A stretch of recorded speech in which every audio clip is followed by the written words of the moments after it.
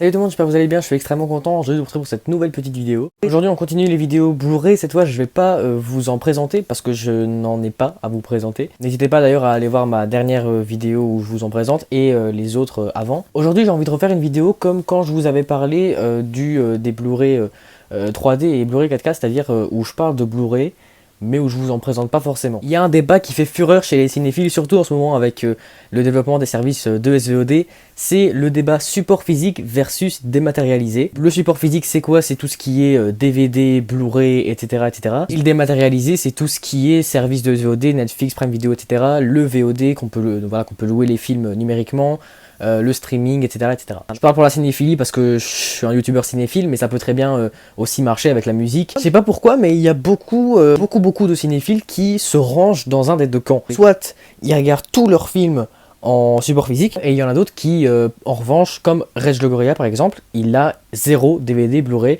il regarde tout en dématérialisé. Je respecte ça aussi. Personnellement, je suis adepte des deux. À la base, j'étais que dématérialisé. J'avais pas de DVD, pas de Blu-ray. Et après seulement est venue mon envie d'en acheter. Et pour l'instant, je regrette pas. Et je kiffe regarder des films en Blu-ray, etc.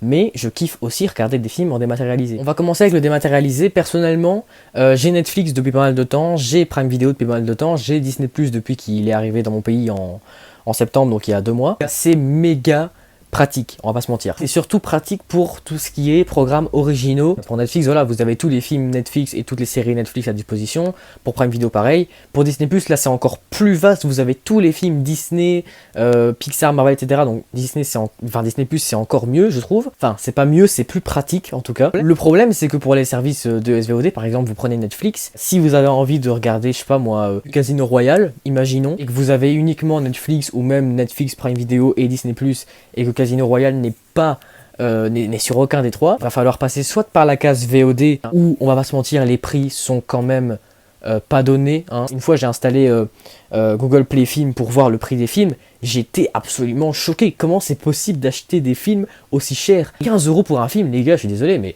à un moment donné, voilà. Évidemment, moi j'ai déjà loué des films en VOD, j'en ai loué quelques-uns.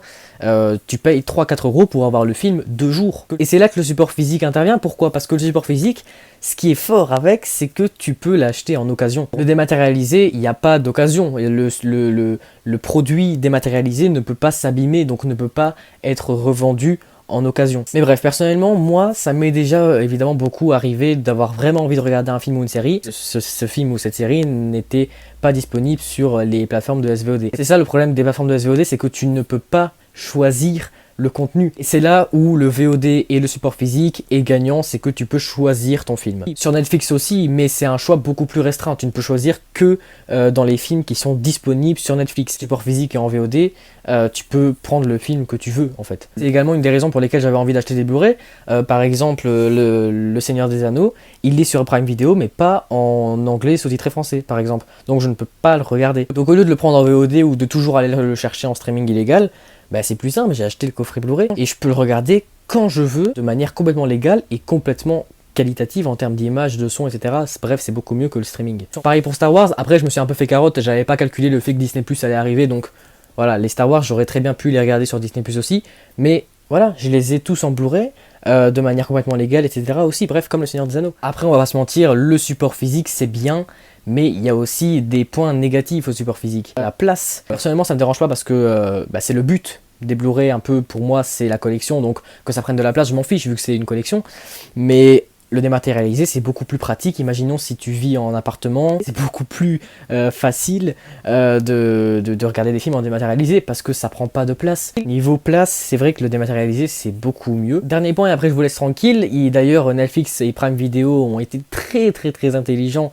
en faisant ça. Il y a aussi un gros point où le dématérialisé, enfin, où en l'occurrence les plateformes de SVOD gagnent, et surtout en ce moment c'est encore pire, c'est que ils font des programmes originaux. Si vous avez envie de regarder, je sais pas moi, Tyler Rake, La Casa de Papel, Close, Stranger Things, etc., vous êtes obligé de prendre un abonnement Netflix parce que ce sont des programmes qui n'existent que sur Netflix. Prime Video, pareil, si vous avez envie de voir Les Aéronautes, The Boys, Carnival Row, etc., pas le choix, vous êtes obligé de passer par la case Prime Video. Et c'est là où ils sont très forts parce que ça veut dire qu'il y a des programmes qui ne sont disponibles que en SVOD Et bah du coup, ils sont gagnants sur ça. Mais les deux plateformes de streaming les plus intelligentes, surtout en ce moment par rapport à ça, c'est Disney+ et HBO Max. Disney+, et ça a d'ailleurs fait polémique, ils ont sorti Mulan uniquement sur Disney+, et pas au cinéma, à cause du coronavirus. C'est exactement ce qu'ils vont faire avec Soul le 25 décembre. D'ailleurs, je vais le voir, j'ai trop hâte. Ce qui veut dire que si vous avez envie de voir Mulan, si ça vous hype, vous êtes obligé de passer par la case Disney+.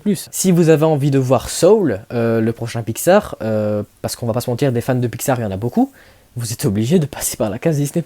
Et ils sont super malins. Mais encore une fois, ça a fait polémique, donc voilà. Mais ils sont malins, parce que ça va leur faire gagner, surtout avec Soul, ça va leur faire gagner plein d'abonnés. HBO Max aussi a été très intelligent ces derniers jours, parce qu'ils ont annoncé, enfin Warner a annoncé que beaucoup de leurs prochains films sortiront aux États-Unis au cinéma et en même temps sur HBO Max. C'est ce sera le cas avec Wonder Woman 84 dans quelques jours. Ou il y a quelques jours, je sais pas quand la vidéo sortira, mais bon bref. C'est méga malin, parce que surtout en ce moment, avec la période de Covid, si t'as pas envie d'aller au cinéma, si t'as la flemme ou si t'as pas envie parce que t'es une personne à risque et que t'as pas envie de sortir à cause du Covid, t'es obligé de passer par la case HBO Max pour voir le prochain film du DCU, pour voir Dune, pour voir tout ça quoi. C'est quand même des films qui sont attendus, on va pas se mentir, c'est comme Soul. D'ailleurs, pour revenir à Soul et Mulan, je suis pas sûr qu'ils sortiront un jour en Blu-ray, ce qui veut dire SVOD 1 et Blu-ray 0. Donc est-ce que les plateformes de SVOD vont faire mourir le support physique ?